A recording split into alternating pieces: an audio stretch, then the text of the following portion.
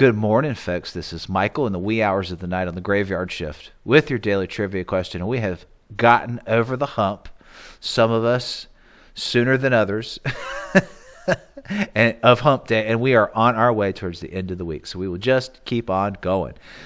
Onward, as I like to say. So the answer to the previous trivia question was an article kind of buried in the Constitution, if you will, known as the Commerce Clause. The Commerce Clause refers to Article 1, Section 8, Clause 3, easy for me to say, of the U.S. Constitution.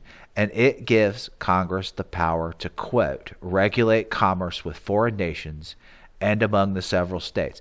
That's a key phrase there with the Commerce Clause, and among the several states, and with the Indian tribes, unquote. And folks, that's all there is to the Commerce Clause. That's it. However, it's been the source of much controversy many times over the years. Congress has often used the Commerce Clause to justify exercising legislative power over the activities of states and their citizens. In other words, a grant of congressional authority.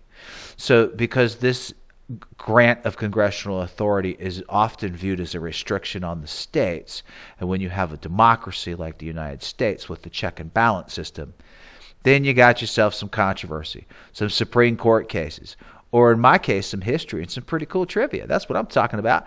Whoop, whoop. So the origin and the controversy of the whole Commerce Clause basically comes down to what is the meaning of the word commerce. What did the founding fathers mean by this? That's kind of the source of the controversy. Did they mean trade, exchange? Was it broader than that? There's interpretive arguments over commerce in general. What constitutes interstate commercial activity? Case in point, Heart of Atlanta Motel Incorporated versus the United States, which was the focus of the trivia question. Owners of this hotel argued that Congress exceeded its commercial clause powers by depriving places of public accommodation the right to choose their own customers. Now, the problem with this was the Heart of Atlanta Motel was refusing to serve black patrons. So, in a unanimous decision, the Supreme Court decided that the Commerce Clause extends the anti-discrimination provisions in the Civil Rights Act of 1964 to hotels that host travelers from outside the state.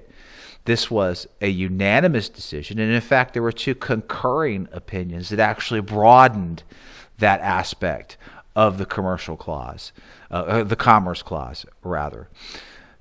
They concluded, in short, that the government could enjoin the motel from discriminating on the basis of race under the Commerce Clause.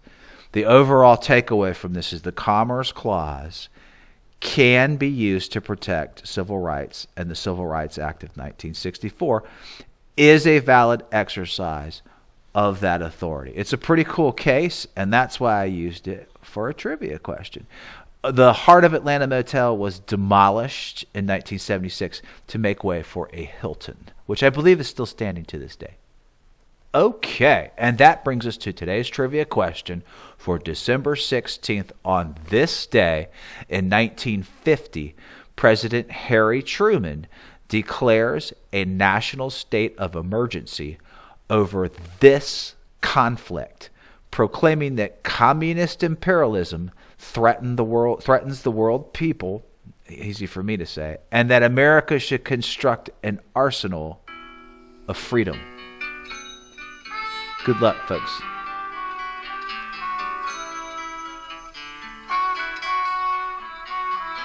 Enjoy your day.